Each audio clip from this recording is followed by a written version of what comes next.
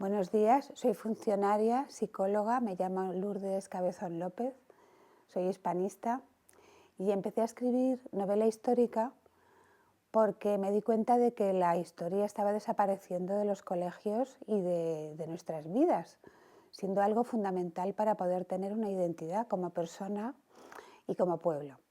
Entonces empecé a escribir historias de España que de alguna manera me he ido centrando en el siglo XVIII y en el siglo XIX, o sea, en el momento de la implosión del imperio y el remonte posterior. Y bueno, más que novela histórica, yo le llamo historia novelada, porque es una historia que recojo de la realidad, que son hechos que sucedieron, pero trato de interpretarlos o de darles una explicación donde ya la historia no llega, la investigación no llega. Entonces ahí empieza la novela. No es simplemente la historia de los hechos, sino por qué los personajes pudieron hacer eso, de qué forma se relacionaron humanamente entre sí. Y entonces ya es cuando empiezo a crear un personaje novelesco, ¿no? Pero que a mí me parece que es la explicación real de por qué actuaron como actuaron. Empecé escribiendo, yo nací en Camagüey, que es sobre la historia de la guerra de Cuba, en base a unas cartas que mi bisabuelo, que era capitán de la guerrilla volante de la trocha Júcaro Morón, pues le escribía a su primo, que era un médico de la generación de sabios del siglo XIX, ¿no?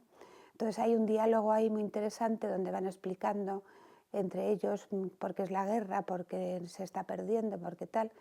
Y en esa novela llego de alguna manera hasta la transición y arranco del principio del siglo XIX para explicar qué hacíamos en Cuba en el siglo XIX, pues no sé, llevando esclavos en cierta manera, ¿no? Porque España cambió muchísimo a partir de la guerra de independencia.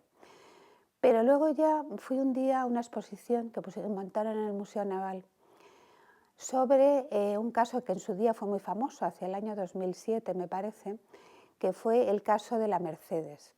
Una empresa cazatesoros norteamericana, que se llamaba Odyssey, anunció a bombo y platillo que había encontrado un tesoro de oro y plata fantástico en aguas cercanas a España, pero que era de un barco inglés. Y llevó todo el tesoro a Gibraltar. El gobierno español no se lo tragó porque tenía información de lo que ellos habían investigado, o sea, la Odyssey había investigado en nuestros archivos y también les habían visto ir y venir por toda la costa y sabían que ese pecio era español y que era el pecio de una fragata que se llamaba Mercedes. Total, que llevaron a la empresa a tribunales, a Tampa, y ganaron el juicio y la empresa se supone que tuvo que entregar todo lo que había robado. Un montón de monedas de oro y sobre todo de plata. Entonces el Museo Naval montó una exposición maravillosa que no recuerdo exactamente el título, pero vamos, era la fragata Mercedes, ¿no? Yo fui a verla y me llamó mucho la atención el cuadro, el retrato del general, del brigadier general que dirigía la flota de 4 fragatas entre las cuales se encontraba la Mercedes. Este general se llamaba Diego de Alvear y es el tipo más característico de marino español del siglo XVIII. Me llamó mucho la atención porque en la cartela que había debajo del cuadro explicativo decía: Diego de Alvear perdió a toda su familia en el ataque inglés, porque fue un ataque de la flota inglesa. Era una mujer, 9 hijos, algún sobrino y más gente, no todavía, ¿no? Y se lo llevaron preso después de la batalla a Inglaterra, y en Inglaterra se volvió a casar con una inglesa y volvió a tener pues 9 hijos o no sé cuántos, ¿no? A mí eso me llamó mucho la atención, no sé a ustedes, ¿no? Pero a mí me llamó la atención y me puse a investigar, ¿no? Y bueno, allí me salió una historia impresionante, que es lo que he relatado en este libro, que iba a tener 300 páginas y ahora tiene ya 500 y eso que tuve que recortar. Porque en base a la vida de esta persona, de este gran marino, vas haciendo un recorrido por todo el siglo XVIII hasta llegar más allá de la Guerra de Independencia. Y bueno, es que es un personaje riquísimo, además complejo, con claroscuros. O sea, es un personaje totalmente novelesco, ¿no?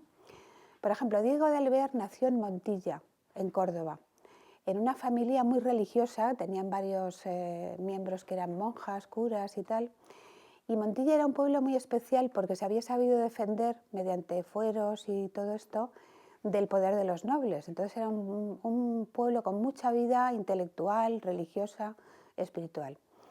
Diego, como era el tercer hijo, le tocaba, antes el mayor heredaba el mayorazgo, el segundo no sé qué hacía, me parece que iba al ejército, y el tercero iba a la iglesia. Entonces Diego se fue a estudiar con los jesuitas a Granada. En esto, y ya empezamos la historia, la gran historia del siglo XVIII, en 1760 y algo, expulsan a los jesuitas de todo el imperio español y luego encima el Papa disuelve la orden. Con lo cual Diego se vuelve al pueblo, a Montilla, porque ya no puede seguir estudiando. Entonces, ¿qué hace? Pues decide meterse a marino de guerra. Entonces se va a estudiar a Cádiz, al Arsenal de la Carraca. De ahí sale para el mundo entero, recorre el mundo entero y finalmente entra en la Guerra del Sacramento. La Guerra del Sacramento es una guerra entre España y Portugal, porque como ustedes sabrán, Portugal se empieza a comer todo el territorio del Brasil, mucho más allá de la frontera que se había marcado con España. Entonces llega un momento que Carlos III pone pie en pared y decide atacarles para que quede claro que no pueden seguir comiendo terreno por allí. La Guerra del Sacramento se gana y entonces deciden crear una comisión de límites para que Portugal no pueda decir que eso es suyo, que no sé qué, sino que haya una línea muy clara de demarcación entre los dos imperios, ¿no? Y dejan allí a Diego de Alvear, que claro, era un marino científico que sabía muy bien manejar los aparatos para poder delimitar los territorios y todo esto. Le dejan allí con la comisión de límites, que es paritaria Portugal-España, explorando toda la zona, que por cierto era bastante virgen, el Río de la Plata, ¿no? Entonces se pasa como 30 años, porque claro, Portugal no tenía ningún interés en que aquello tuviera éxito. Entonces daba largas, daba pasadas toreras y tal, ¿no? Y por fin Diego, al cabo de 30 años, ya termina la comisión y vuelve a España casado con una rioplatense y 9 hijos. Y mira tú por dónde, la flota en la que iba, pues el general, que era Bustamante, que también es un marino famosísimo, se enferma, que de hecho creo que luego se murió de esa enfermedad, y Diego tiene que asumir el mando de la flota y pasa a la Medea, que era la nave capitana, y deja a su familia en la Mercedes. Claro, pues la Mercedes, los ingleses de alguna manera se enteran de que esa flota llevaba un cargamento importantísimo de plata y la atacan, pero la atacan en tiempos de paz, la atacan en tiempos de paz. Y es muy interesante saber también por qué la atacaron, porque por otra parte se portaron muy caballerosamente con los españoles, les dejaron seguir, sobre todo a los oficiales, les dejaron seguir con sus armas hasta Inglaterra, donde les llevaron presos.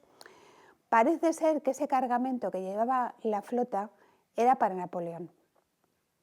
Y les había llegado el informe a los ingleses y decidieron que no se la pensaban dejar a Napoleón, ¿no?